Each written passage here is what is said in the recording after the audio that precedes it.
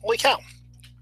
The Hangout came on live very quickly. I clicked on start broadcast, and then it's like, boom, there it is.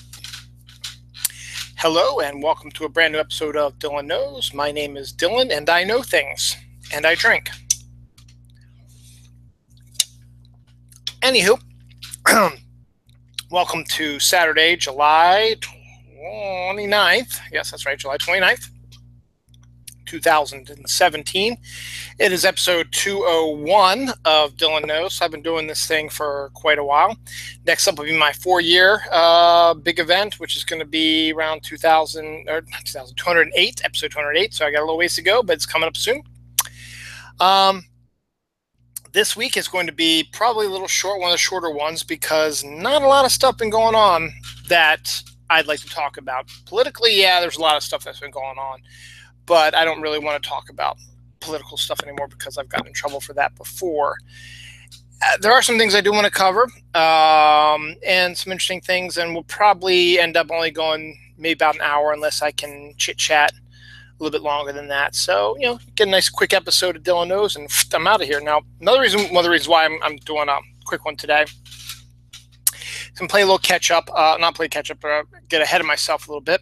There will be another episode of Dylan Knows on Monday, and I'll explain why. There'll be an episode of Dylan Knows on Monday. And then I'll be on vacation. I'm still contemplating maybe doing a Friday night one, but I can't really do Saturday because of something else I want to talk about. And or also I'll be prepping to go on vacation because we're going to be going to the Outer Banks next Sunday. And I got to drive, and it's going to take us, we leave usually around 5:30 in the morning, maybe sometimes earlier. It takes us between 6 to 8 hours if we don't have a lot of bad traffic to get down there, and I'm do all the driving for that. So it gets a little tiring, particularly if you go to bed late and get up early, because we want to get everything packed and ready, as we always are. We always stay up late packing stuff, and then we only get a few hours of sleep, and then boom, we're back out there running. But we'll be on vacation, so we'll see what's going on with that. But I will not be doing an episode, let's see, the week of the 6th through the 12th. I may be doing one that Friday before, but we'll see. There might be too much going on, but we'll see what's going on. We'll see how the rest of the week plays out. But that's in the future, and we're going to talk about the present.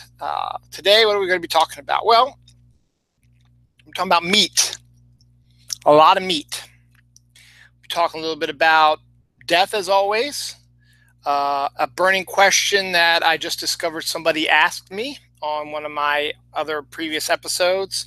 That kind of upset me a little bit, but I'll get to that in a few minutes. The beginning of Snark Week tomorrow. We'll talk about that as well. Some other little bits of news around here. A lot of birthday stuff I want to talk about, and some whacked out stuff. So I'm saying this episode probably won't be too long. But I've said that before, and I've been able to extend it. It probably won't go 2 hours. It'd be very hard not very hard, it'd be surprising, I should say, if it goes over an hour. So strap in, and let's rock and roll. First, we'll get to meat in a little bit. Let's talk about this beautiful weather we had first real quick. Well, beautiful weather I had anyway. Those who've watched the show previously know that I disliked summer. I find summer detestable.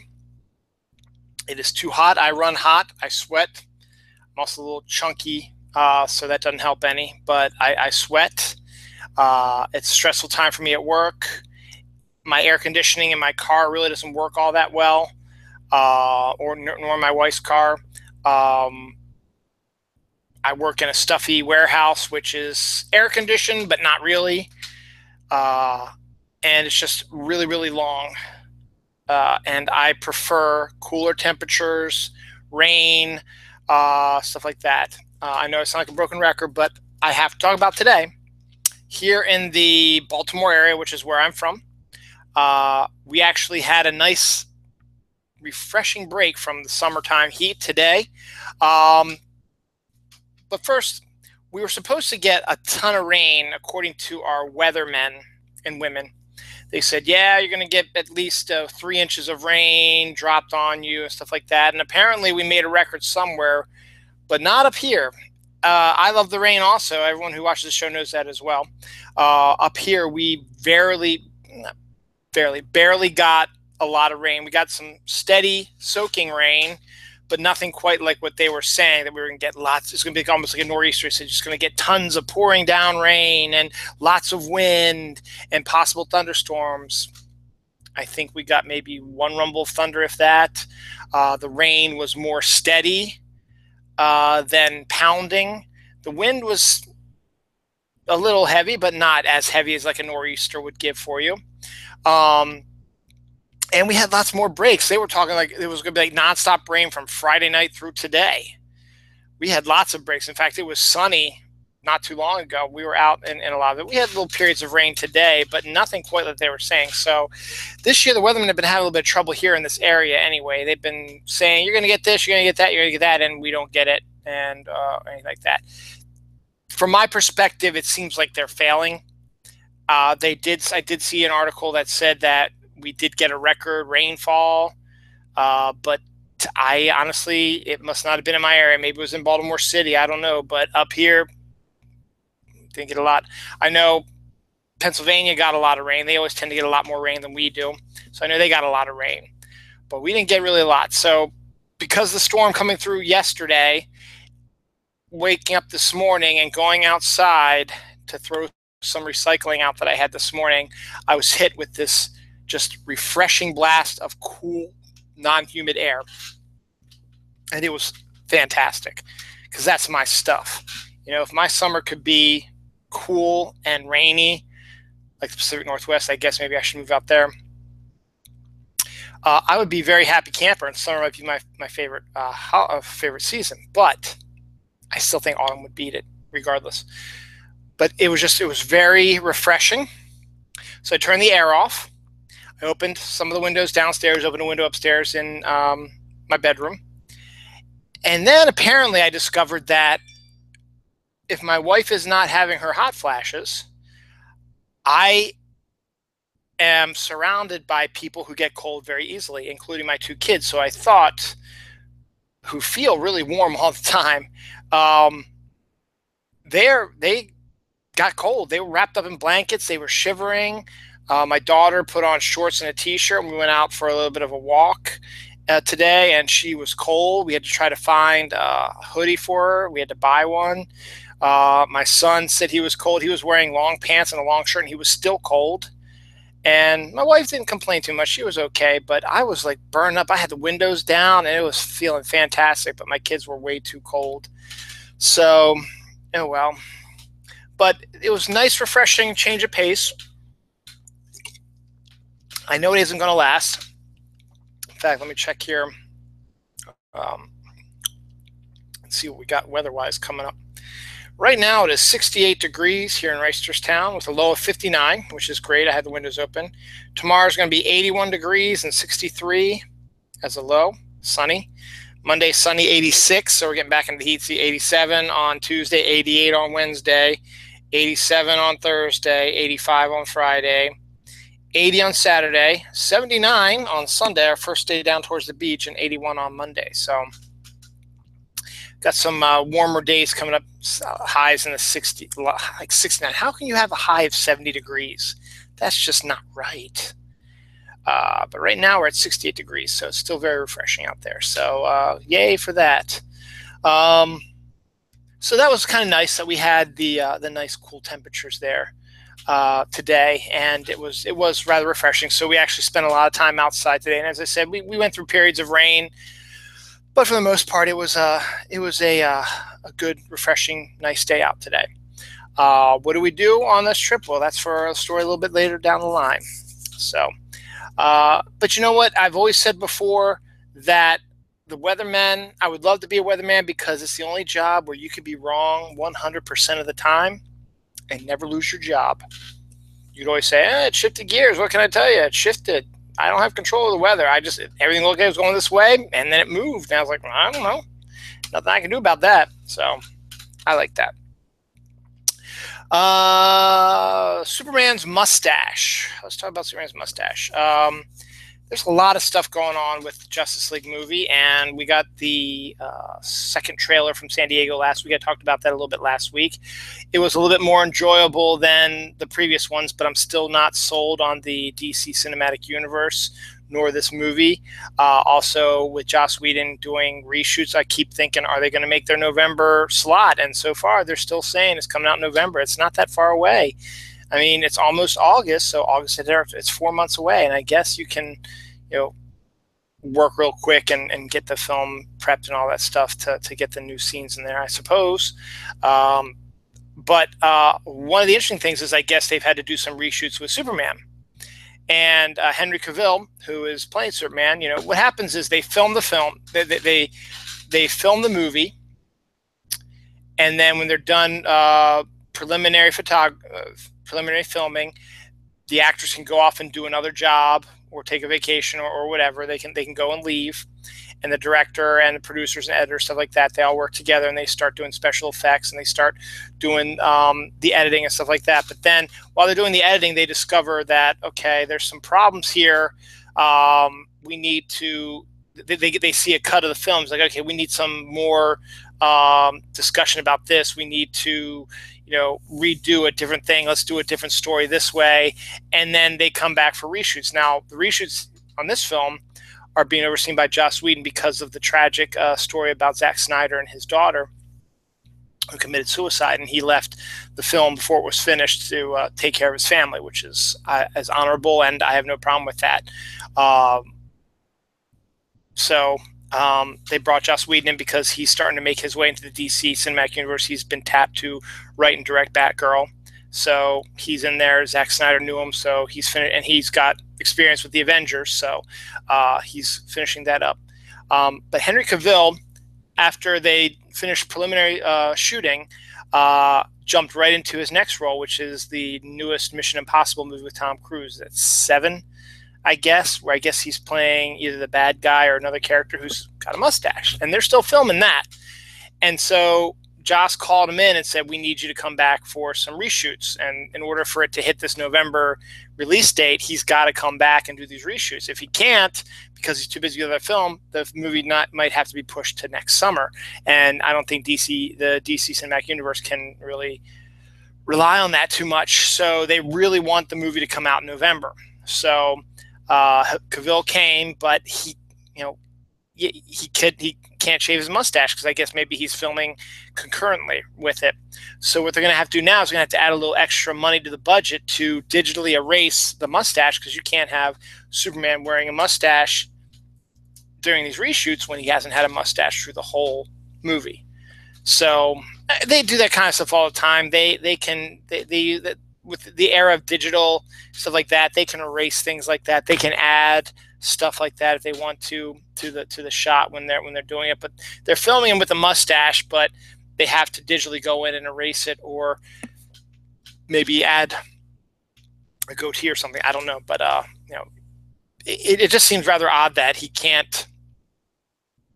I mean, I know it takes time to grow the mustache, so I understand that, but you know, there's got to be something you can do. I don't know, because I don't know what they're doing with the reshoots, but the fact is a lot of people had a lot of fun with that. There were memes going around about Superman and his mustache, pictures from other old 60s, 50s comics where Superman had the mustache. And I think there was one where he was possessed by a bad guy and he had the twirly mustache, like, I'm gonna beat you, or something like that, because comics in the 40s, 50s, and 60s were weird.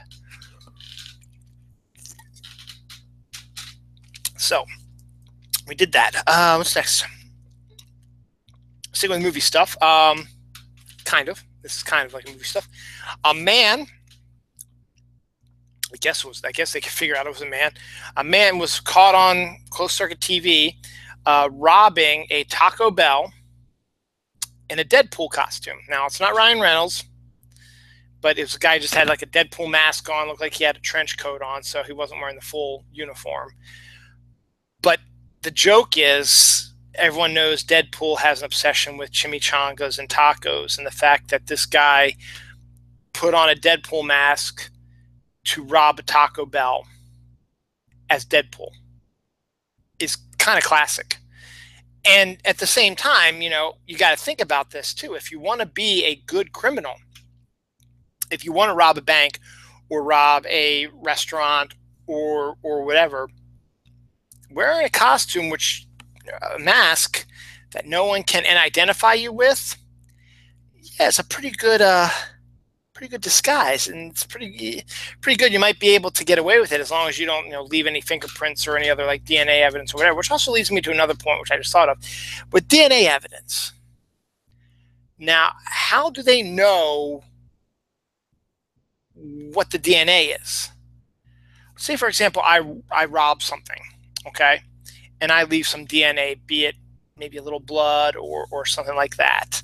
I don't recall my DNA being on file anywhere because I haven't been in a hospital in almost 30 years. I haven't been to a doctor in almost 25 years. So there really isn't, that I know of, any evidence of me. And if they have a database that has everyone's DNA, how the hell do they get it? Is this an Illuminati thing? Did they take it from your coins or dollar bills or whatever? Or how they match it to you? How do they do that? So what if I decided to do something and I left some DNA evidence? How would they know it was me? I mean, if I can understand if maybe I was a suspect, if I'm on camera and you see me and they're like, I know him, that's Dylan, I can understand. But what if I'm dressed up as Deadpool with a mask on and I maybe have gloves or whatever, but something happens and some blood comes? How do you know? How do you know that it's me? I can understand that if you have a suspect, then you can take the blood from them and test their DNA. I get that. But what if I don't have a record? What if I don't have any type of medical record that has my, how do they know it's me? How can they check the DNA evidence against something in a database? Is there something I'm missing? Scott, I mean, you work in a hospital. Do you know anything about that? I don't. So just made me go, very interesting. I would be an awesome criminal though, by the way, but I'm too good. So I wouldn't be a criminal. That's what I meant. I don't mean I'd be, never mind. You get it. You got it. All right. So we did that. Speaking of getting gypped, Shark Week, I guess, is still ongoing. It started last week and is going to go through, I guess, today. I guess go Sunday to Saturday type of thing. And Shark Week over the years has grown and blossomed. And recently it's gotten a little bit of interesting trouble. They did I'm trying to remember. It was like a megalodon. It was like a movie that they showed during Shark Week on Discovery of proof that there's a megalodon or something like that out in the waters, and it wasn't real. It was a fake news, if you want to use the terminology of the last 6 months. It wasn't real. I don't really quite recall the situation, but I think it was some sort of weird shark that they'd never discovered before, and they were hyping that movie to get everybody, you know, excited to watch Shark Week. And when they discovered that it was like a fake movie, a lot of people lost their minds. You know, Shark Week used to be just documentaries about sharks, and that's why people watched it, because they like sharks. Sharks are fascinating creatures. They have been since you were a kid. So they've had some little bumps here and there over the years. This issue apparently took the cake. I talked about this before. World record Olympian Michael Phelps, who has the most gold medals of anybody ever in the history of the Olympics, is from where I grew up. I grew up in an area called Annesley, and across the street is an area called Rogers Forge, across York Road. York Road is a main thoroughfare that literally goes to York, Pennsylvania, hence its name, York Road. There's some twists and turns, I think, but I still think if you follow York Road all the way up, you'll eventually end up in York, PA. And it goes all the way down to almost Baltimore City. It doesn't quite go all the way down to Baltimore City, but it goes a long way down there. And so he grew up in Rogers Forge. Now, he's a lot younger than I am. I mean, I'm 44 years old, and he's probably in his 30s, I guess, maybe late 20s. I mean, I know he's way over his, I mean, he's old. He's ancient for a swimmer. He might be in his mid-20s, I think. I think that's what it was. I don't think he's too old. Patrick Smith is watching. Just curious at Hollidill, are you broadcasting from a bunker, storage locker, yard sale? Did Don Snarks kick you out? No, Patrick, this is my house. This is our basement. This is the basement we've had for 13 years, and it has basically become a storage basement. If you're talking about the stuff behind me, Dawn and my son went on a camping trip a couple weeks ago, and that's the tent. They haven't put it back together yet. This is like the kids' play area. It was a lot worse before. You can't really see. There's all kinds of there's videos in the back, and my comic books are back there, and there are also some over here. That's a bathroom right there. There we go. That's a bathroom right there. So yeah, I know it looks like a bunker. It's my basement though, and it's got a full bath. I mean, that bathroom has a shower in it, so pretty cool. We've been threatening to clean it up, but yeah, I don't know when that's going to happen. I just lost you. Did you just leave, Patrick? You didn't like my answer? Oh no, you're back on. There you go. So yeah, so Michael Phelps grew up right down the street from me. Oh, Dawn is watching. Hi, Dawn. So Michael Phelps is, as I said, grew up down there. So he's, world record holder for most gold medals ever in Olympics. I think it's winter and summer combined. And I think he's retired. I don't think he's coming back. I guess would be was it last year? So he's not coming back in 3 years. I don't think to race again. The fact that he raced last year was outstanding, I guess. But so now they decided they were going to have him race a great white shark, and that was their big Shark Week extravaganza that they were pushing out the wazoo for. We're going to, this is going to be our big story. This is going to be the gem of our Shark Week is Phelps racing a great white shark. Everybody's like, how the heck is that going to happen? How are they going to do that? That's dangerous. How's it going to happen? And when it actually happened, it turned out that the great white shark was a computer-generated animal being, whatever you want to call it, using information that scientists have used in the study of sharks. So they know how sharks move, what they would do in certain circumstances, blah, blah, blah. And everybody felt ripped off. And what I have to tell you, what I have to say is, why did you feel ripped off? When I heard that it was coming, I was racking my brain about how they were going to do it. And then when I found out how they did it, it's like, okay, that's understandable. Because remember, a great white shark is an animal or fish, whatever you want to call it. But it is a living being. It has its own mind. It does its own thing. And unless you trained him to swim and race a human, how the hell are you going to get the two of them to race? Because the shark isn't going to listen to you. He's not going to, Michael Phelps, he's not going to try to, because he's not going to go, I'm going to try to get him. And then if there's glass between them, if it's like in a pool and there's glass and stuff like that, and he sees Michael Phelps, I'm going to get him, and he hits that, he's going to stop. And it's not going to give a good idea of how a race works. Because a race, you need two people, at least two people, minimum of two people, who are running against each other or swimming against each other. You can't have a human who's swimming on his own and a shark going, hey, what's going on over here? Hey, what's up here? You're not going to be able to have him race unless you've trained him. And how are you going to train a great white shark? Is it possible? Sure, absolutely, it's sure. I'm sure there's probably a way you could learn how to train a great white shark. I wouldn't want to do it. So there was no way they could have gotten a real great white shark to race Michael Phelps. And it has nothing to do with setting up how they get the race, in a giant pool with a glass in between them. It's not that. It's you can't control a living being like a shark unless you've trained them. And if you decide to shock him or taunt him with fish or whatever so he runs, that's really not fair now, is it?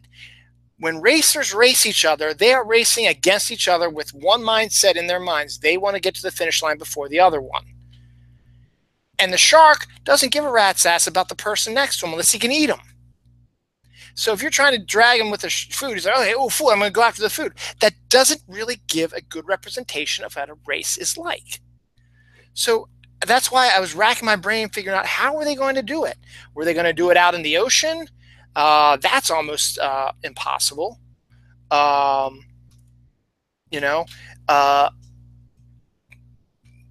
don't even think you could even do it out in the ocean.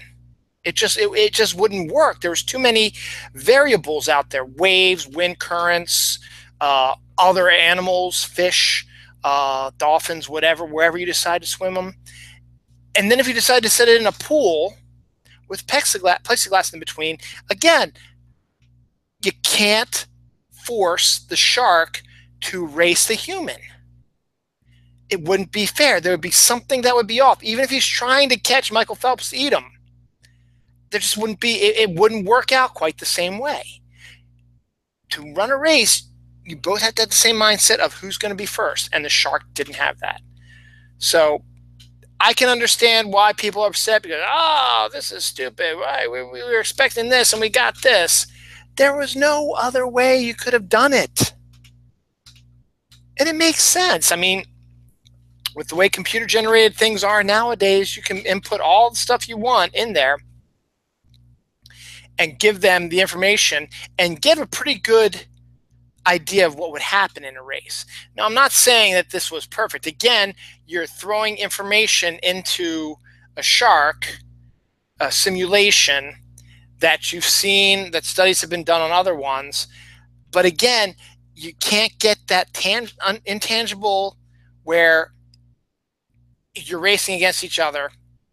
Something could happen, like with a race. In a race, if someone's doing a running race, an intangible would be one of their muscles tightens up and they fall over, or there's an imperfection on the track, they trip on that, or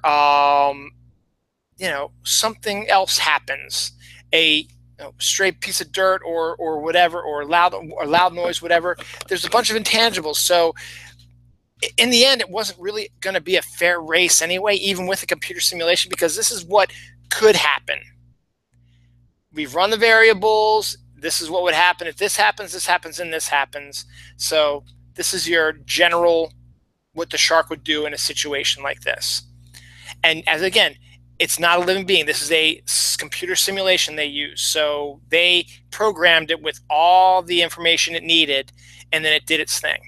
It still won, still beat Michael Phelps. And to be honest, I would expect him to beat Michael Phelps anyway because he's a freaking shark. That's all he does, and they're fast. But to those people who are screaming and crying about how fake it was, of course it's fake. How the hell were you going to have a real race? There is no way possible they could have done it. Now, are you just mad because, well, they promised us a race? Well, you got a race. It might have been exactly what you wanted, but they still raced. And the Sharks still beat Michael Phelps, as would happen in real life, probably.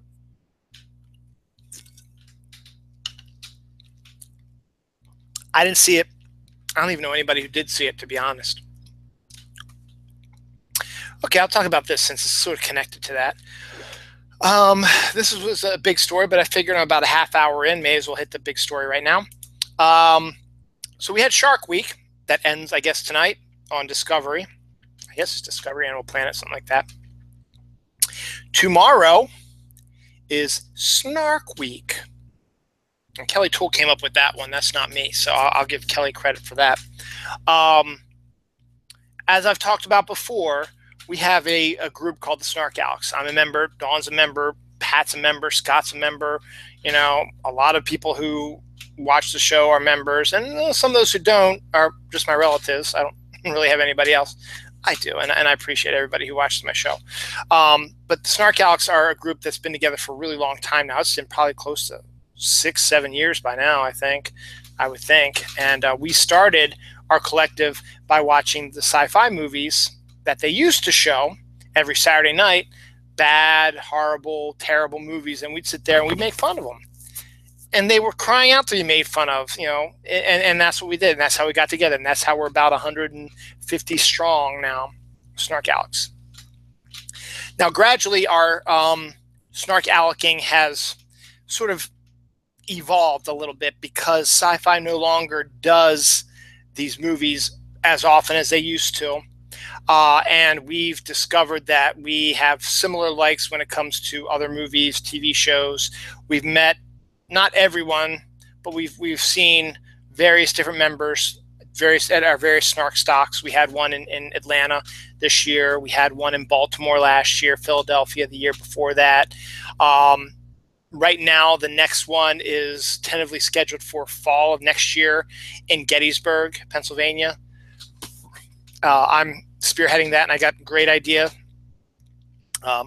for that. And when I put the actual idea out, I got a lot of information from some of the Snark Alex who'd never been to a Snark stock before. So I'm hoping that I'm going to work on that probably in the fall a little bit more to try to really, about a year out, to try to really get a really good group together and have a blast. I have a great idea for Snark Stock Gettysburg. So stay tuned for that. But as I said, one of the things we like to do is we like to snark bad movies. Now, recently, Sharknado has become a worldwide extravaganza phenomenon that started 5 years ago, I guess, on Sci-Fi as one of their movies. And when it first came out, it's Sharknado, it's sharks in a tornado. It blew everybody's minds about how crazy these ideas are. And as I said, it became a phenomenon. So every year it's gotten bigger with crazy cameos and obscene, crazy, weird, bizarre things. Well, Sharknado 5 is coming out next Sunday when I'm on vacation. But what they've been doing is to prep you for Sharknado, which they show at the end of the week. They do a week's worth of brand new shark-related sci-fi bad movies. So about 2 years ago, when they started this, Kelly Toole and it was Kelly's idea. I'm going to give total credit to Kelly. It was Kelly's idea to have after shows of these movies, because at that time we had the Snooze, Bring Out Your Geek, Nurture and Support, Dylan Knows, and stuff like that. And maybe Snark Alex Radio might have been involved with that too a couple of years ago. I'm trying to remember. And so we were going to do after shows of the movies. So we'd watch the movies, we'd snark with all our Snark Alex, and then we'd come down here and we'd have a discussion for about half an hour, 40 minutes, maybe even an hour if we pushed it long enough. So we do a Dylan Knows reviews this, or Nurture Support reviews this, or the Snooze reviews this. So Kelly came up with the idea, and we were able to do it 2 years ago. Tony Solo, who is the godfather, the grandfather, the big boss, the head honcho, whatever you want to call him, of the Snark Alex, was on vacation the first time we did Snark Week. So Kelly sort of ran with it, and I helped him when I could. Then last year, Tony was back, but by then Kelly knew what he was doing, so he just took the bull by the horns, and he set it all up.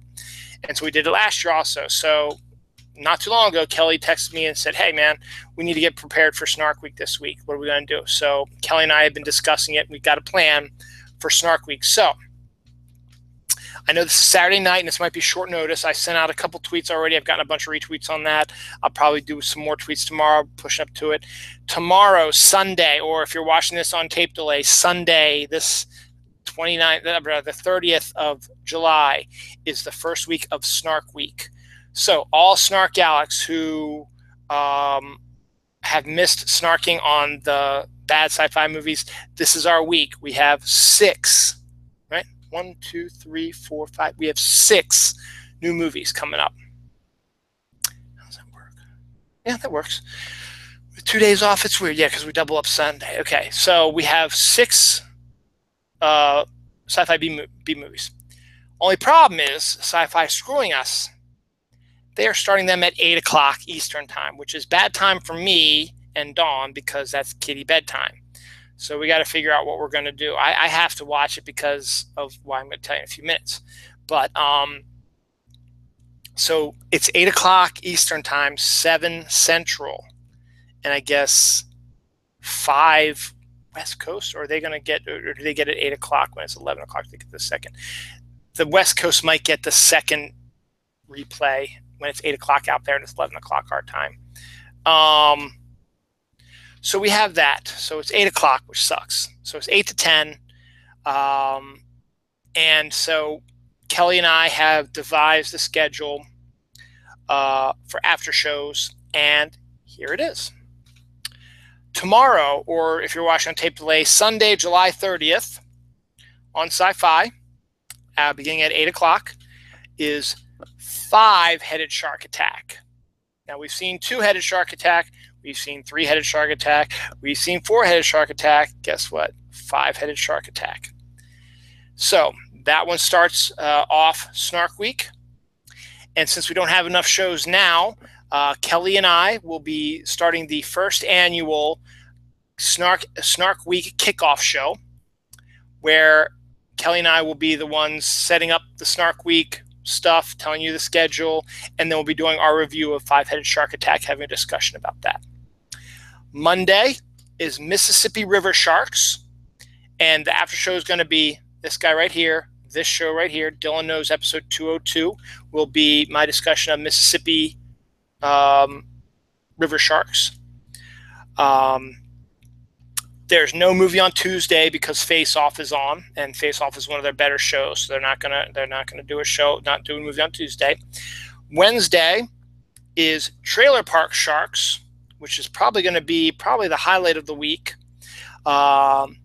Kelly's show Nurture and Support with Mel are going to be doing the after show on that. Again, these after shows are going to take place shortly after the movie's over. So we've got to set up the hangout, and we got to get everybody ready and then start talking about it. So I would say a good 10 to 15 minutes after the movie is when the after show discussion is, and we'll probably it only goes about maybe 30, 40 minutes because there's really not much you can discuss about it except certain things. We also do Tweet of the Night, where, if you're tweeting with us and saying the bad stuff, if you like it, you hashtag it TWOTN, and we can follow that up and pick which ones we think are the best. So that's Wednesday. Thursday is Atomic Sharks. I like the idea of this one. It's about sharks that attack during a singles mixer type of thing, and it spews out acid. So that's pretty cool. Tony Solo and I will be doing a new episode of The Snooze, talking about Atomic Sharks. So there's that. There's no show. There's no movie on Friday because they have their sci-fi lineup, Dark Matter, Winona Earp, and there's one other show I can't think of that they do. So 8 to 11 is basically filled with their big shows that they like that do really well. Saturday is Empire of the Sharks, and that will be after showed by Squat Cobbler, which is Kelly Toole and Mike Belinsky's show. So they'll be doing that on Saturday. And then Sunday's the big one. I'll be on vacation, so I may or may not be involved with it, is Sharknado 5. Now, we don't know what the show is going to be yet. We don't know if it's going to be a Snark Alc Radio reunion, if Gene's is going to be able to jump in with a Bring Out Your Geek episode, or maybe we have to come up with a closing ceremony show for that, which I might offer to Kelly. But we've got a week to figure out what we're going to do for the last after show with that, and then Snark Week is done. Now, they usually do a bunch of movies around Halloween. I don't know if they did that last year. I think they did it last year. I'm trying to remember. I think they did it last year. So the next time they do a bunch of movies, it'll probably be right around Halloween, and there's going to be more horror-oriented with monsters and shit like that. And then sometimes they do maybe a Christmas one. They've done it a couple years. They didn't do one last year, I don't think that I can recall. So maybe they're going to get away from that. So the next time after that is going to be right around Halloween. So So that's what we're going to be doing. So definitely after we'll be pushing it during Twitter. Come on Twitter with us. Let's try to get it trending. We've been able to trend these movies before, and because we get a good crowd together, and it's always fun to get the gang back together. They miss out on it, and it should be fun to get everybody back and wipe the dust off a little bit. So tomorrow, again, Sunday, July 30th, if you're watching on tape delay, Five-Headed Shark Attack, Sci-Fi Channel, 8 p.m. Eastern Time, 7 Central probably. After show will be the Snark Week kickoff show, hosted by me and Kelly Toll. So check that out. So that's the big news for this week. So it's like Christmas for the Snark Alex. So hopefully we'll be able to do that. All right, switching gears, I want to talk about something that just happened to me this evening, which is I find kind of weird. And to be honest, thinking back on it, it seems to happen a lot more than I expect. My wife and my kids, they hate spiders. Despise spiders. They're scared of spiders, whatever you want to call it. They don't like spiders. I don't mind spiders. They don't bother me. But if there's a spider, the kids or my wife will probably ask me to kill it or get it out of the house. Usually I just kill it. It's a lot easier. Sometimes if I feel like it, I can get it out of the house if I can catch it and throw it out. And it usually ends up probably getting eaten or something like that. But what's I've noticed, and thinking back now, it doesn't happen all the time, but it sure does happen a lot. There's almost like there's some psychic spider shit going on. So there was a spider in the trash can up in our bathroom as I was getting the kids' bathwater started. The kids were down. The kids and my wife were downstairs. So they didn't see it. So I figured I may as well just clear it out now so that the kids don't freak out when they see it. So I killed the spider in the trash can and just left it in the trash can. So I walk out of the bathroom, and about 5 minutes later, I'm laying in bed just waiting for bathwater to stop, just resting up. When all of a sudden I feel like an area on my knee start to itch like crazy. So I start itching it, and I discover there's a little bump down there, almost like a bite.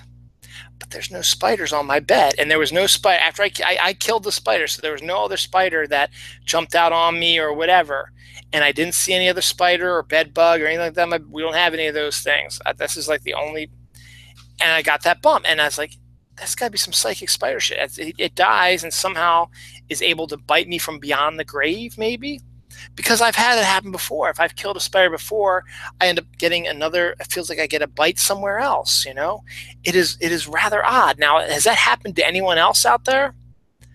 If so, let me know at Holodill or at Dylan Proco.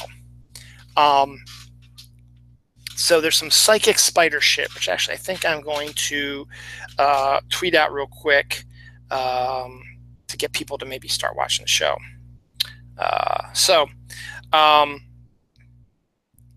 While I'm talking, there's something I wanted to discuss.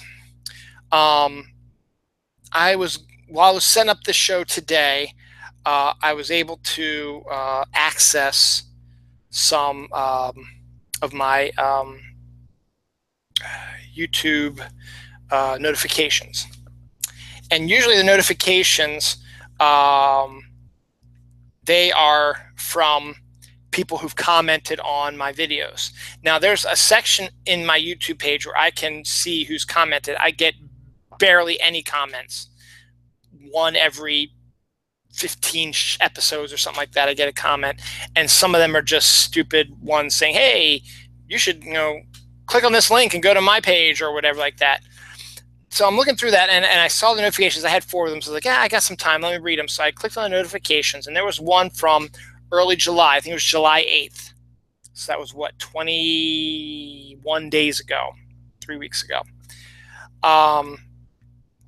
That said, why don't you, when you're doing your hangout, why don't you interact with people in the chat? I've been trying over. He claims he's been trying over and over and over to talk to me, but I never see. As I said, I barely get any comments on my videos, and he claims he's been trying to chat with me over and over and over again during my show. And it's not anyone that I know, so it's not anyone of the Snark Alex. And I don't want to scare away any potential new viewers. But here's the situation. They've changed the Hangout. It's no longer through Google Plus. It's through YouTube now. And YouTube has gotten rid of a bunch of apps, including the chat that used to appear on the side of my video, because I'm looking at myself right now, because there's the camera and there's you guys. I have the chat if I'm with somebody, like tomorrow, if Kelly and I want to chat and not live, but or post something like that, or something like that, we can do that and not say it. Well, I can get that chat over there. I have that app, but there is no app for chat on here. And to be honest, I know my weaknesses. I am not technically sound, and I don't know how to put together shit or fix shit. You know, I know nothing about cars or pipes or any bullshit like that, because my dad was a school teacher. He didn't teach me any of this stuff. So I don't know anything about how things, if something breaks down, I can't fix it. I got to call somebody to fix it because I don't know how to do it. So I don't know how to do a chat through the YouTube. I'm sure there probably is a way to do it, but I'll be damned if I know how it is. And if it's on another page, I don't want to X out of this, because what's the point of interacting with me if my show isn't still live? Now, if I can minimize it, I'm still filming, and I can check on YouTube to see if there's anybody interacting, but I don't want to click on the wrong button and all of a sudden my video goes, it's gone, and I have to start over again. I don't want to do that. I want to get a full episode out and out. So, but at the same time, I don't want to upset anyone who's watching this show thinking that I'm ignoring them, because I'm not. That's why, like, when Patrick sent me a tweet, I was able to answer because I got my Twitter up. And I have my Twitter handles down there. It's at Holidill, HOLIDILL, and at Dylan Proco, DYLANPROCO. Those are my two main Twitter pages. One's my personal one, and one is for my Dylan Knows production company. And that's how I can answer it. I don't even do through Facebook. If somebody was watching through Facebook, maybe if they made a comment, it'll pop up on my phone. But I only really interact with people who send me tweets. Now, if you don't follow me right now. Absolutely, I'll be glad if you follow me. I usually follow back, unless I don't like what your bio says. I mean, if you're like someone who's just trying to sell viewers or sell, not viewers, but sell followers, I don't like that shit. I would love to interact with you, but as I said, I don't know I'm not technical. I don't know if there is a chat window in another page on YouTube, or even where it is, because I don't want to be distracted while I'm trying to talk and do my show at the same time, trying to find this chat. Now, it pisses me off that they got rid of it, because there used to be a app on here where we could just click on that and all the chat would pop up on there and we could answer it there. But they don't do that anymore, because Google Plus has nothing to do with it. Now, YouTube is using the old style Google Plus format for Google Hangouts, and also using the follower thing to get people to, so I can get people to come on. But if I want to get you on the show and you don't have a Google Plus account, all I need is your email address, and I can get your email and I can send you a link to join the show. So if you're worried about, if you want to join the show and chat with me on the show live on camera, just send me your email address. You can DM me, and I can use that, and I can get you onto the show that way. So if the Snark Alex out there are not members of Google Plus, but they want to go and do the show, just give me an email address that I can reach you at, and I'll send you the link via your email. You just click on it, it'll take you directly to it. because that's basically how we do it now, because Google Plus doesn't have a way to do it. So you can't go to Google Plus and join the chat there. You have to, and you really can't go to YouTube either. You have to be invited via email now. So it's so much easier. So whoever it was, as I said, I know it's not someone that I'm usually is one of my usual people. If you want to interact with me, I apologize that I never saw your comments, because I don't know where they are. I don't know where the chat is. I mean, that's why I'm doing this, because I've been doing this for almost 4 years. So I know how to set up a Google Hangout. But as I mentioned before, I don't know how to do a podcast. I just lost my other viewers. So you're like, fuck this guy. That's okay. I'm used to it. So I don't know how to do it. And that's a weakness that I know I have. So I apologize in advance for that. But if you want to truly interact with me, join. And it's not a plea to get more followers on my Twitter page. I mean, it's just a way, if you want to interact with me, that's the best way to do it. So I apologize if I've upset you in any way, because that's the least I want to do. Just a potential viewer who I probably have lost already, as I just lost this one viewer, whoever it was, is like, God, I'm bored of this guy already. So I talked about that. Talked about Snark Week, so I can check that off. Oreo continues to push the envelope in their new versions of Oreos. I still haven't been able to find a lot of the new ones they keep bringing up. But they announced a new one, cookie butter Oreo. Now, I don't know much about cookie butter. What is cookie butter? What is it? Butter? So would it be like eating butter with cookie flavoring in? I don't know what it is, but they've just announced a cookie butter Oreo, and I haven't seen it. The newest one I've seen in my grocery store is Mocha, Dunkin' Donuts Mocha Oreo, and I think I had that one before. But I haven't seen anything new since at least the firework one. So I don't know if and when we're going to get the cookie butter Oreo. Monday, where's tomorrow? I think it's tomorrow. Either Sunday, July 30th or Monday, July 31st. Grocery stores and probably convenience stores are going to start stocking the new Lay's flavors. I talked about them last week. The new Lay's flavors are everything bagel. Where is it? Everything bagel. Fried green tomato, and there's one other one I can't think of. Oh, there it is. Crispy taco. So those are the 3 new ones, and then you try all 3, and then you vote on the one you want to win. Everything bagel to me sounds freaking awesome. So I can't wait. That's the one I'm going to try first of all. Then crunchy taco is probably going to be crunchy taco, and I have no desire to try a fried green tomato one. So I made just so I can try everything, but you can try them for yourself either Sunday, July 30th or Monday, July 31st at your local grocery store or at a convenience store near you. I'm sure they would have some there as well. So check them out. Let me know how they are, and I might talk about on upcoming shows. So again, follow me on Twitter at Holodill at Dylan Proco, and we can interact that way. That's the easiest way I can do it right now. What's next? That one. Okay, here we go. I love Hayao Miyazaki. He's Japan's version of Walt Disney. He makes animated films for Japan, and they're all big budget money makers. He's almost like he's a Walt Disney, but he's also like a Steven Spielberg also. And all of his movies are excellent in their own way, and Pixar has teamed up with them, and Disney Pixar has teamed up with them and has released dubbed versions of it using contemporary American actors for the characters. They've released them on DVD and stuff like that. Sometimes they still have the original Japanese sound with the subtitles as well.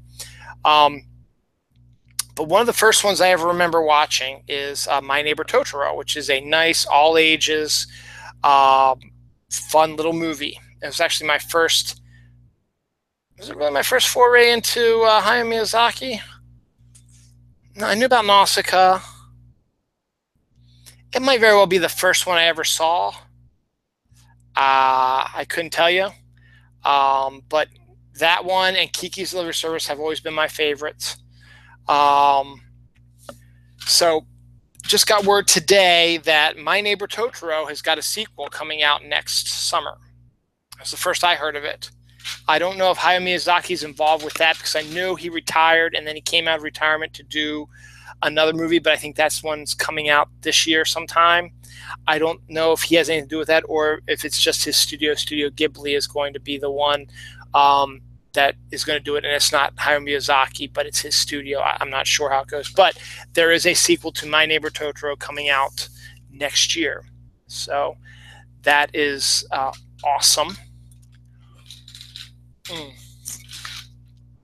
So I've been almost an hour, and I've got meat, death, birthdays, holidays, Pokemon Go.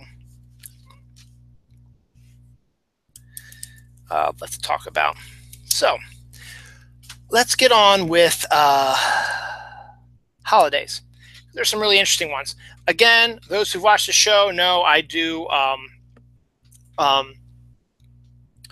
holidays every week. I'm a big holiday guy, and there is a there's a Twitter handle and a website called Check I Day, and every day they release what that day's holidays are, because every day is literally a holiday. Every day of the year there's at least one holiday. They may not be ones you expect, but they're there. So I always tend to post those on my page and discuss them. And there's actually some really good ones today and even some pretty good ones tomorrow. So what I do on my show is I read the ones for today, yesterday, maybe Thursday sometimes, and what's coming on Sunday. But today, which is July 29th when I'm doing this live, so these are, if you're watching it on tape delay, this is from Saturday, July 29th, is International Tiger Day, National Cheese Sacrifice Purchase Day. Let's see if there's any information about that one. And that's the cool thing about their Twitter. It links you to their website. Let's see. Observed annually July 29th. It doesn't say anything else about it. So, okay, so it doesn't say how to celebrate it. So, I don't want to do that. I want to get out of that. So, done. National Chicken Wing Day. I celebrated we went to Bill Bateman's up here in Reisterstown, and I had some boneless wings. I'm more of a boneless wings guy. So I had some buffalo Parmesan boneless wings, and they were phenomenal. So it was National Chicken Wing Day today. This is for Lisa Marie Bowman. Today is also National Dance Day. Normally I'd get up and do a little dance, but I've done enough dancing on these shows that I'm just going to just sit that one out. Garfield will like this. It's National Lasagna Day. Lasagna is always a good thing also. It's also National Lipstick Day. Paddle for Perthes Disease Awareness Day. It's Rain Day, which was appropriate because we got some rain today. Yesterday was Buffalo Soldiers Day. We actually have a not a monument, but like a Buffalo Soldiers historical sign up here in Reisterstown, because there was a Buffalo Soldier from this area, and he has his own historical marker. It's also now a Pokestop for Pokemon Go. These are Friday the 28th holidays. National Hamburger Day, National Milk Chocolate Day, National Talk in an Elevator Day, System Administrator Appreciation Day, World Hepatitis Day, World Nature Conservation Day. Thursday, the 27th of July, was Bagpipe Appreciation Day, which is awesome. Cross Atlantic Communication Day, National Chili Dog Day, National Creme Brulee Day, National Intern Day, National Korean War Veterans Armistice Day, National Scotch Day. I like the Scotch. Take Your Pants for a Walk Day. Yeah, Take Your Pants for a Walk Day was Thursday, the 27th. Walk on Stilts Day. I'm not going to go any further than that. Then let's take a look at what tomorrow's holiday is going to bring, because I know of one really good one that tomorrow is, and hopefully it'll be on here. So let's see, holidays for Sunday, July 30th. It's Father-in-Law Day. I'm not going to go see my father-in-law. I'll see him on vacation in a week. So I'm not going to see him tomorrow. International Day of Friendship. Here it is. National Cheesecake Day, baby. Go get yourself some cheesecake. There's now a Cool Whip flavor. That's cheesecake flavor also. So go get your Cool Whip cheesecake flavor and then go eat some cheesecake tomorrow. National Support Public Education Day. Yes, please do. Public education is good. Paperback Book Day is tomorrow also.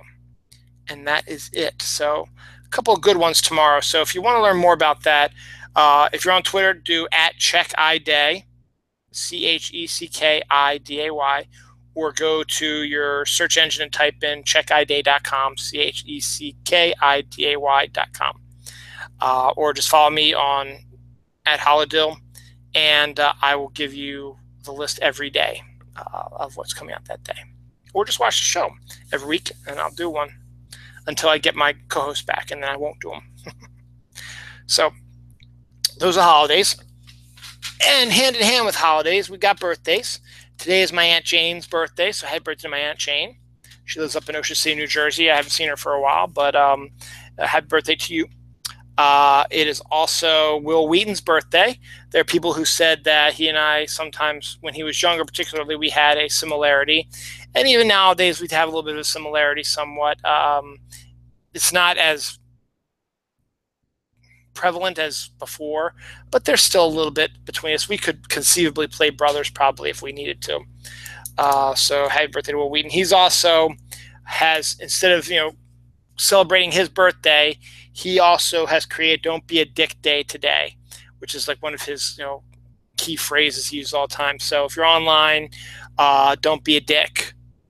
And so to celebrate it on his birthday is Don't Be a Dick Day is today also, which is surprisingly not on Check I Day. One of my favorite comic book writers' birthdays is today also, Gail Simone. So it's her birthday today. So happy birthday to Gail. Dave Stevens, who has passed away, he was a comic book artist and writer who created The Rocketeer. I don't know if you remember the 1990s movie, which actually isn't too bad. It's actually a really entertaining movie.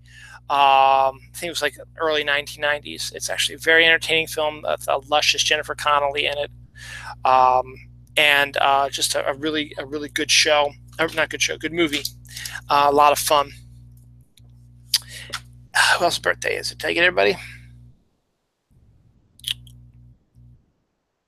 Yeah, I think I did. Yep, I got everybody. I got everybody's birthday. So happy birthday to everybody out there. If I'm missing people, I'm missing people. I apologize. Switching from birth to death, June Foray, voice actress, died again today, or not today, a couple days ago at the age of 99. Now, the reason why I said that was earlier this year, someone announced on Twitter that June Foray died. And said, age 99, she passed away. I saw that. I did one quick check to make sure that this wasn't fake, because people still post fake death things for people who don't pay attention. Someone like Don Knotts, like someone will post rest in peace Don Knotts, and everybody who didn't know that he was dead, you have that thing, it was like, I thought he was dead already, would think, oh my god, I haven't heard from him in a while, he's dead, it's sad, rest in peace, like that. But if you click on the link that the people post, it usually goes to an article about it, and check the date of the article. That's when you can find out what's real and what isn't. So I've been screwed by that before, where I've had people, I've done rest in peace rip things. So I like to do that on Twitter and Facebook, particularly for celebrities, so we can have a discussion about them, stuff like that. And I've gotten busted for that before, where I've done rest in peace for people who've been dead for years. So now when I see someone's death that I haven't seen reported elsewhere right away, I go and I check the tweet or Facebook, that article that it came from, and usually you can tell it's July 29th, 2012 is when this happened.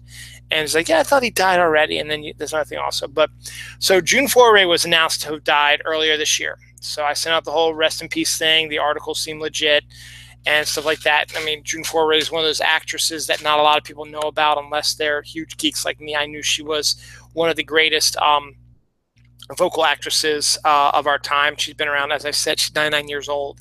So she was born in 2016, no, 2018. I'm sorry, 2018. So she was born in 2008, not 2008, 1918 was when she was born. So it made sense. She's 99 years old. You know, you're not going to really live that much longer. So I did that. But then I discovered, you know, people started tweeting out, and Snopes said, nope, June Foray's not dead. It was all, you know, fake news. Again, I hate to use that moniker, but unfortunately, that's like the big thing now. And in this case, it was true. So I had to apologize to all stuff. So I was like, oh. So then when I saw that she died again, I had to make sure that it wasn't just a rehash from earlier in the year and the same person doing the same joke. But no, it was from Variety. It had today's date on it. And then I saw a bunch of other people articles popping up on it too. So at that point, I was comfortable with saying, you know, rest in peace again. Now, for those who don't know, you might not know who June Foray is, but you definitely know what she sounds like. She was Jokey Smurf. She was Rocky the Flying Squirrel and Rocky and Bullwinkle. She was Cindy Lou Who from the Chuck Jones Grinch cartoon. She was Lucifer from Cinderella. But she was a grandmother Faux from Mulan, but she's mostly well known as being Granny from the Warner Brothers cartoons, the older lady who owned Tweety Bird and always smacked Sylvester with her purse. And she's popped up in a bunch of other things as well. And also Witch Hazel. She was the voice of Witch Hazel also. She's done a lot of other voices. Once you hear those characters and you hear those voices again, you will recognize June Foray's voice. So she was what they call the female Mel Blanc. And she has now passed on and is, you know, in a better place, hopefully. So rest in peace, June Foray. I drink to you, but I'm out of juice. So out of gin and juice. And I'm getting slurry and I'm getting tired because I could just feel myself like sinking. So there's that. Let's talk a little bit about meat. The other day, we have, let me just get back. One of my favorite fast food restaurants is Arby's. I love Arby's. And I like Arby's a lot because it's not your typical fare. There's like no burgers. There's fries, but really no burgers. They do more along the lines of like lunch meat sandwiches, like roast beef. They're most famous for is their roast beef, but they've been working their way out with some chicken, and they've been doing some steak and brisket and a lot of bacon stuff. So they've been doing a lot of meat, you know. So if you like meat, you know, go to Arby's because they got a lot of really good sandwiches that are a lot different than your typical McDonald's or Burger King. So we have two, not close to each other, but within about a 20-mile radius of where I live. I've got one in Hunt Valley, which is a smaller store, and I got a bigger one out in between Reisterstown and Westminster. And then there's another one, if you want to even go further, a little bit further down the road in Westminster, about another 5-10 miles. So there's another one about maybe 10 miles down the road. There's another one down there.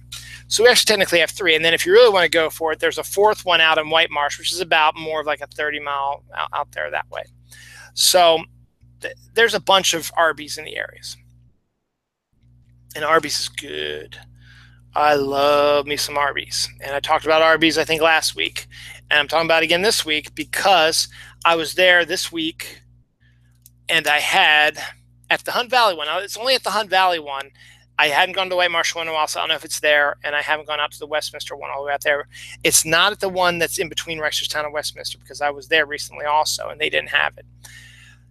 They had a sandwich at the Hunt Valley Arby's called Meat Mountain.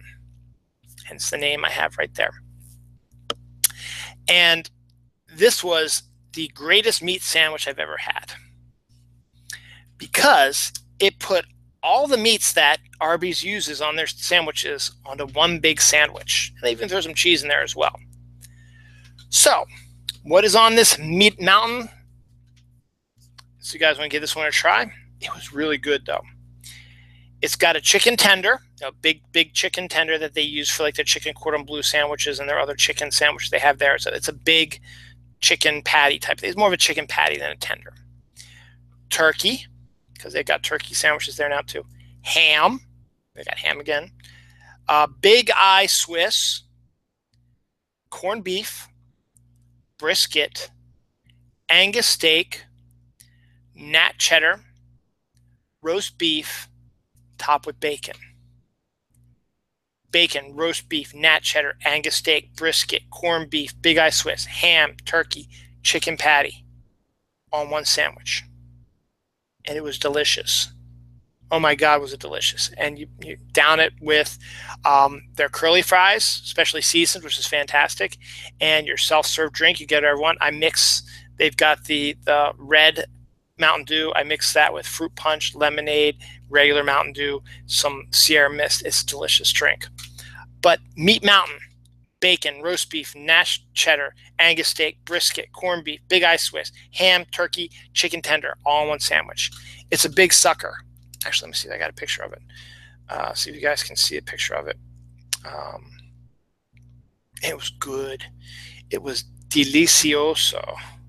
Where is it? There it is. See if you can get a good view of that.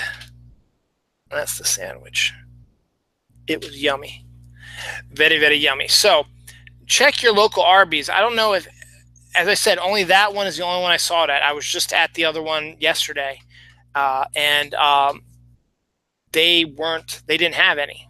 They didn't have the Meat Mountain, the one between Reisterstown and Westminster. They didn't have a Meat Mountain. Only this one in Hunt Valley did, that I know of right now. So Meat Mountain, delicious. So give it a try. If you like meat, that's a good one. Okay, I've been pushing this one off far enough, and let's kill a little bit more time before I finish it up. Oh, excuse me. Baseball movies.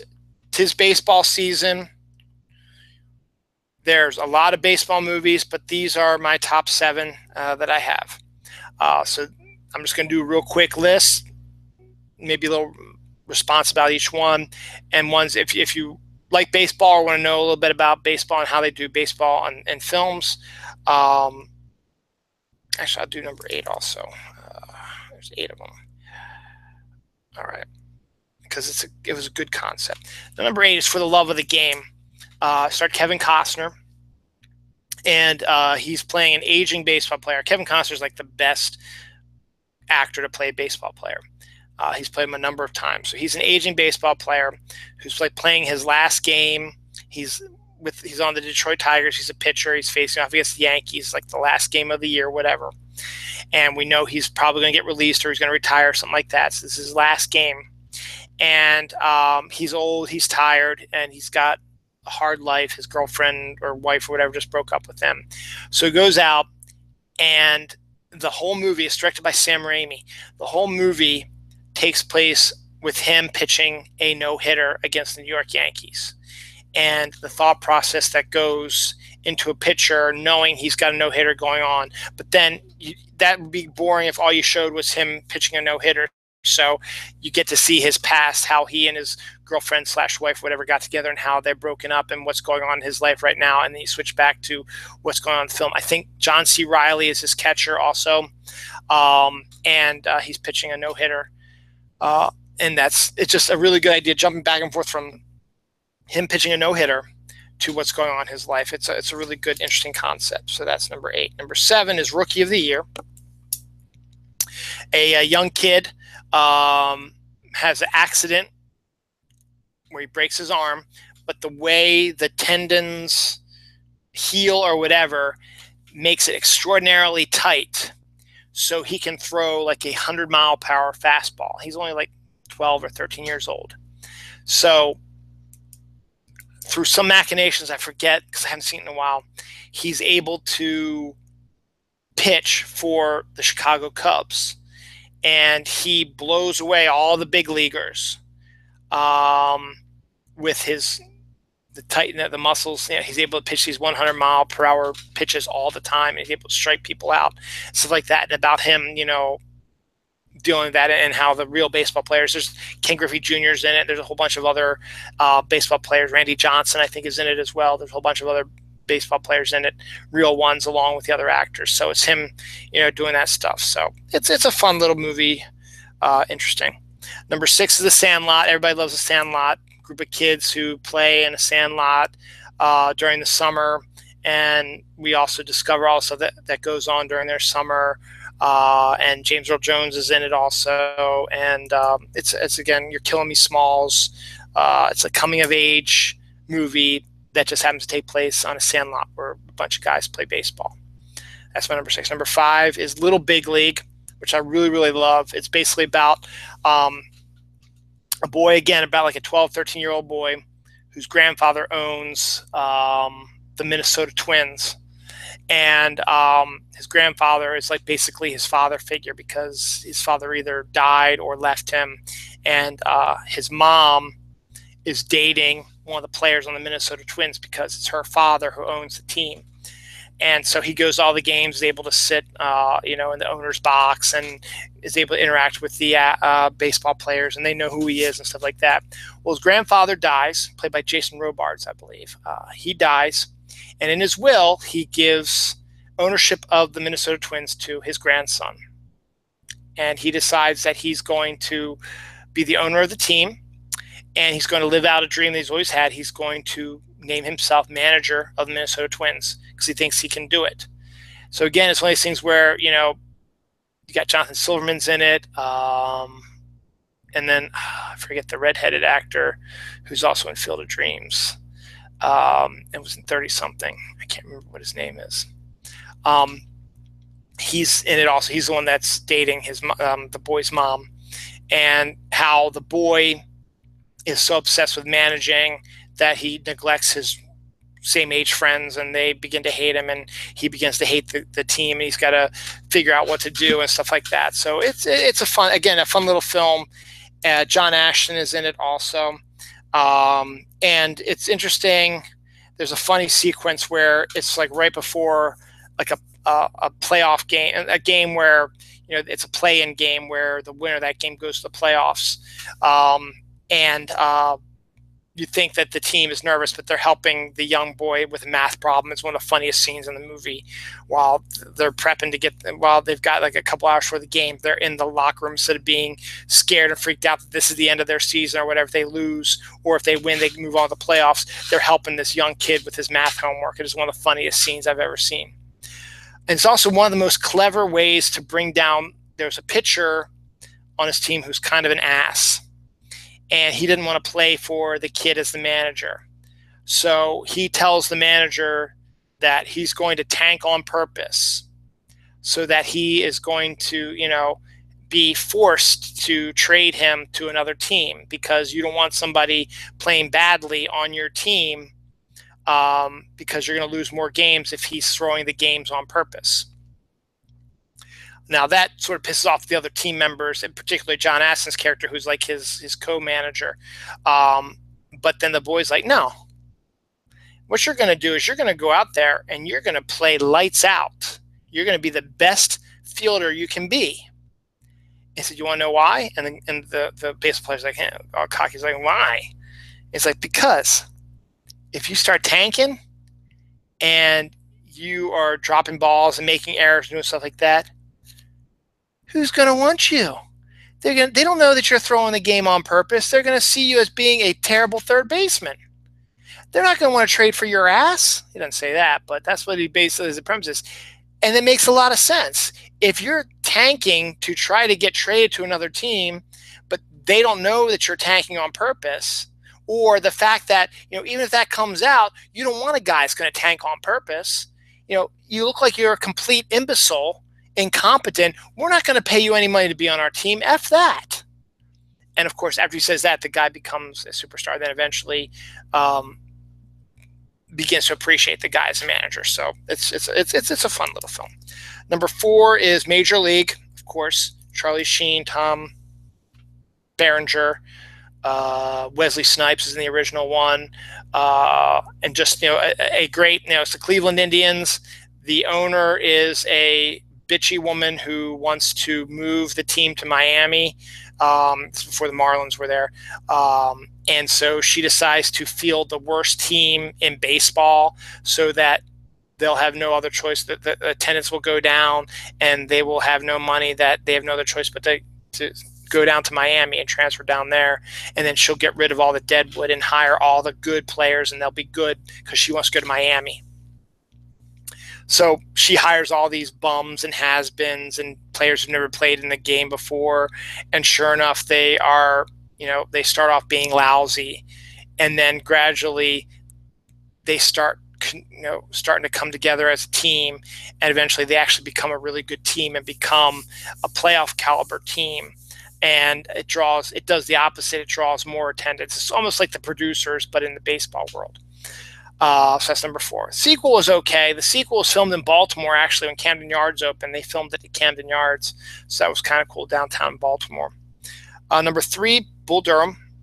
Gotta love Bull Durham. Kevin Costner as aging, perpetual minor league baseball player. He's catcher coaching the new hot shot Tim Robbins pitcher who has good stuff and is just trying to make his way up to the majors. And Susan Sarandon is the sexy groupie who goes around and sleeps with everybody. So it's a romantic comedy, interesting situation with a little bit of minor league baseball thrown in there as well. So it's a good one as well. Number 2 is A League of Their Own, women's baseball. Penny Marshall directed, all-star cast of actresses and actors, including Gina Davis, Madonna, Rosie O'Donnell, Téa Leone, Tom Hanks, Gary Marshall. I'm missing a whole bunch of famous people, but it's a great cast. Lori Petty, I think, is in that as well. Directed by Penny Marshall, as I said. And there's some other stuff as well, but it's about a true story based on the all women's baseball teams that played during World War II when all the men were overseas fighting for war. They still wanted baseball to happen, and a lot of the baseball players were overseas fighting, so they didn't have enough players to field teams, so they hired women to be, and it's typical exciting stuff like that. David Lander's in it, and stuff like that. So it's a good one. My number 1 is still Field of Dreams. Will always be number 1 because it is one of my all-time favorite movies of all time. And while on the surface it's a baseball movie, it is really a movie about fathers and sons, which is a deep part here. But the premise is all baseball. A farmer, played by Kevin Costner. That's the 3rd time on here.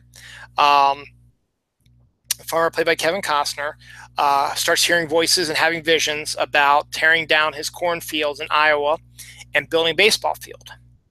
So he doesn't want to be like his dad, who never did anything. So his wife, played by Amy Madigan, who was sort of a hippie-ish, is like, yeah, go for it. They tear Timothy Busfield is the redhead guy who was in Little Big League and also in this movie, plays Amy Madigan's brother. So he mows down most of his crop. He still has some crops, so he has some money coming in, and creates a full-fledged baseball field. And then nothing happens for a year. So everybody thinks he's crazy. They're running out of money and stuff like that. And then a miracle happens. Ray Liotta comes out of the cornfield. Ray Liotta plays Shoeless Joe Jackson, a baseball player from 1919, who was a member of the Chicago Black Sox, who threw the World Series. He comes out of the cornfield, and Costner discovers that there's a whole heck of a lot of old players that want to come out and play that have all passed on. And before you know it, all these old ball players, everybody knows, Mel Ott and stuff like that. Ty Cobb wanted to play, but they didn't want to play that. They all come out of the field and they start playing games, but only certain people can see them. Only Kevin Costner's family can see them. Amy Madigan's brother, Timothy Busfield, cannot see him. He plays a banker who is the bad guy, but he's not really a bad guy. He's trying to protect his sister. But, they're losing money, and their land that they're on is very valuable, and they're not being able to make their mortgage payments because most of their product has been mowed down for this baseball field. So Timothy Busfield is trying to buy the mortgage so that they can put crops back on, tear down the baseball field and put crops back up, and then make it more financially solvent for them. And he'll be in control of their house, and he can let his sister and family live there as long as they want. He's trying to do it from a good side, but they need to have some sort of bad guy, and he's the bad guy, even though he's technically not a bad guy. It's Burt Lancaster's last movie also. James Earl Jones is in it, and Frank Whaley's in it as well. And it's just a great cast, and it's a great base. It's what makes people love baseball is this movie. The fact, the lines, the atmosphere, stuff like that is bringing out why people love the game. And under that is a story about fathers and sons. So that's my number one. It was always going to be my number one. So I wrote this down for episode 196. So 5 episodes later, I finally got done with it. Phew. So that's done. I'm not going to do that, even though I watched that because I'm getting close to my hour-and-a-half thing. I'm going over than I did. I got one more thing to talk about, and then I'm probably going to shut this sucker down. Last week and the week before and stuff like that, I've been talking about Pokemon Go. And I'm going to keep talking about Pokemon Go because there's a lot of cool stuff going on, and it's a big thing right now. Dawn loves Pokemon Go. My kids love Pokemon Go. I love Pokemon Go. And they, for their 1-year anniversary, feels like my wife just went out Pokemon Go hunting, as a matter of fact. For their 1-year anniversary, the Niantic, who creates the Pokemon Go game, they released the Legendaries, which are really powerful Pokemon that have not been seen for the year, and people have been clamoring for them. So now you can only catch them in raid battles. So there are 2 Legendaries out now, Articuno and Lugia. Then we discovered that Articuno is going to disappear, maybe forever, as of Monday. And then Zapdos, which is another legendary, is going to come out for a week, and then he's going to disappear. And then Moltres, who is another legendary, is going to come out. And then there's a few more legendaries they're going to try to throw in there by the end of the year. Mewtwo, Ho-Oh, Mew, Selby. There's a few other ones in there that they might throw in there. Because there's still a lot of legendaries out there. So Pokemon Go fans have been going crazy trying to clamor to try to get one of these legendaries. Now, the last time I did this show was last Saturday. That Sunday was when the first when Articuno and Lugia first showed up. So I'm sitting upstairs, and we knew they were coming, just didn't know when. So I'm sitting upstairs early on Sunday morning. I'm looking at my phone. I check Pokemon Go, and I see Articuno at one of the gyms near our house. And I was like, we got to go. So Dawn, myself, and my son Noah, my daughter was at her friend's house spending the night, so she wasn't with us. We drove over to, I think it was a cemetery, and there was a guy we'd seen before who I termed Mr. Longboard, because he had a giant skateboard, not a small skateboard, he had a big long one. He's a young kid, probably in his mid-20s. And, what Pokemon Go wants to do is they want you to get out and walk around and interact with people and be social. And so we started talking to him, and then before you know it, there are some other people coming, and we had I think maybe about 7 people. And so we decided we may as well take down Lugia, see if we can catch a legendary. So we all went in, and you have a set time limit, and he's really hard. He's one of the hardest ones to do. You have 6 Pokemon you can use to take them down. If you lose all 6 of them, you have an additional 6 until time runs out. So we started the battle, and we got him all the way down to the yellow, which is once you're in red, and then clear him out. That's because we were working hard. That when our time ran out, so we didn't have a chance to get him, and none of us had another raid pass, so we couldn't go back in and take him on again. And we knew we probably wouldn't be able to beat him with 7 again. We needed more people. So we determined that we probably need about 10 to 12 people to do a good raid to take down one of the legendaries. So Dawn started joining some of the Pokemon Go groups on Facebook. There's one for our area. There's one out in Hunt Valley. There's one in Carroll County, which is right down the street where Westminster is, and stuff like that. And so we've been, in contact with them, and they've been saying, this is where there's Articuno, and this is where Lugia is. So we would drive to there and join up with a group or whatever to try to take them down. Now that Sunday, last Sunday, my family went down to my in-laws' house. I didn't go with them because I had worked that Saturday morning and I was tired, and I had to go grocery shopping. So I said, okay, why don't you guys go down there? They had to plan our vacation, and the kids can play with their cousins. I'll stay at home. I'll go grocery shopping, do laundry, and I had some free time, so I went out and did some legendary hunting. Found a group out in Hunt Valley. We had about 17, 18 of us, and we had Articuno, which is a big giant bird. I think Lugio is kind of a bird also. And so the 18 of us, we were able to take down Articuno. So what happens is once you take them down from the gym, you get the chance to catch them using a premier ball. Now, there's a process where depending on how many members of your team are there and how well you did, so like that, it'll give you between like 9 and 13 balls. And of course, obviously, the more balls you have, the better chance you have catching one. And you have berries you can use and stuff like that. So you got to throw the ball at them like they do regular Pokemon Go. So you have just those 9 chances. If you only have 9 premier balls or 13 premier balls, you just have those chances. You can't use any other balls to catch them. And if you don't do it, that's it, done. You don't get them. So we had the chance. So I started getting a chance. I had about 9 balls, maybe I think it was 10 to 11 balls I had. I wasn't able to catch Articuno. About half the people of our group were able to. And so they went on and they discovered there's a Lugia one a little bit further up. So I followed them. But then I discovered I didn't have a raid pass. You need to have a raid pass to fight in a raid. You can buy one with your Pokecoins, or you get one for free every day. So once you get one free for the day and you use it, you don't get another one until the next day. So I'd already used I had bought a Premier Pass, and I got my free one. I was like, ugh. So I left. I couldn't go after Lugia. So then flash forward to this weekend, Dawn had gotten 2 Articunos, but no Lugias. And so using our groups, we were trying to set up raids. So this morning, I discovered a raid at another one of the local gyms near our house. And Dawn was at work, so I said, kids, do you want to stay in the house? I'm going to try to go get this Articuno.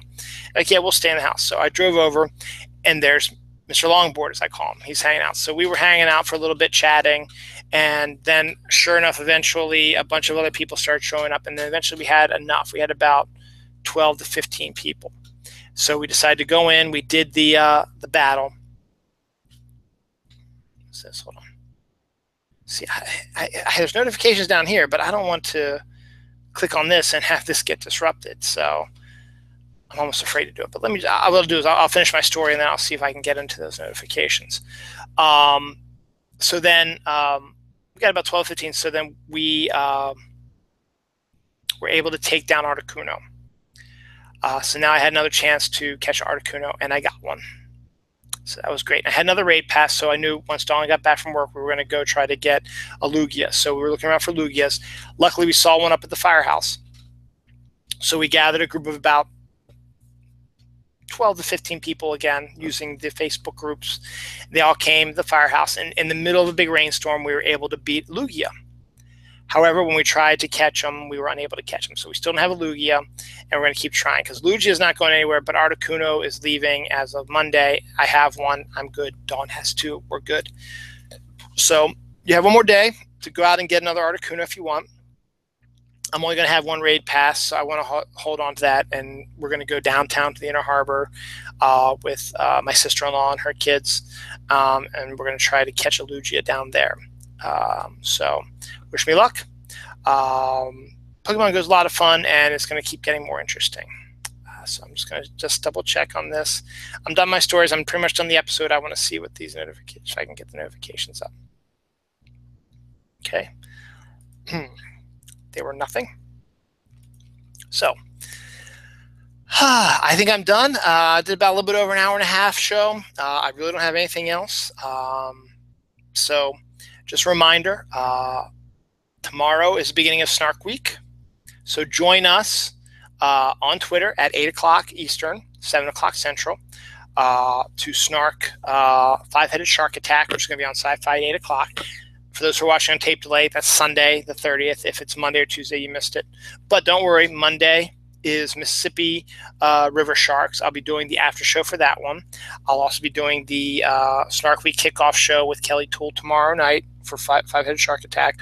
Monday, episode 202 of Dylan Knows will be my review of Mississippi River Sharks. It's probably just going to be me. I might be able to get someone else, but it's going to be me. It's going to be about half an hour long. It's going to be a quick episode, but it's still going to be considered an episode. Not a mini-sode. It's still going to be considered an episode, so I can move on. Thursday, man, it's 3 straight for me. Wednesday. Wednesday's in there. Wednesday is going to be Trailer Park Sharks with Kelly Toole and Mel doing the Nurture and Support after show. Thursday is the Snooze with me and Tony Solo. We'll be talking Atomic Shark. Saturday is Empire of the Shark. That's going to be Squat Cobbler with Kelly Toole and Mike Belinsky. Sunday is going to be Sharknado 5 and the end of Snark Week. So I don't know who's going to run that one yet. We have a week to figure it out. So if you want to watch some bad shark movies and laugh out loud and make fun of it, join us on Twitter. You can check out my feed at Holidale tomorrow night or all week, and then stay tuned for the after show afterwards. Okay, it's going to be a lot of fun. I'll be interacting with other people except on Monday, unless I'm able to pick up a co-host.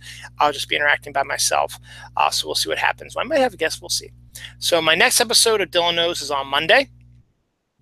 And then after that, it may be Friday, or I may be taking a week off for my vacation, or I might try doing during vacation. I don't know.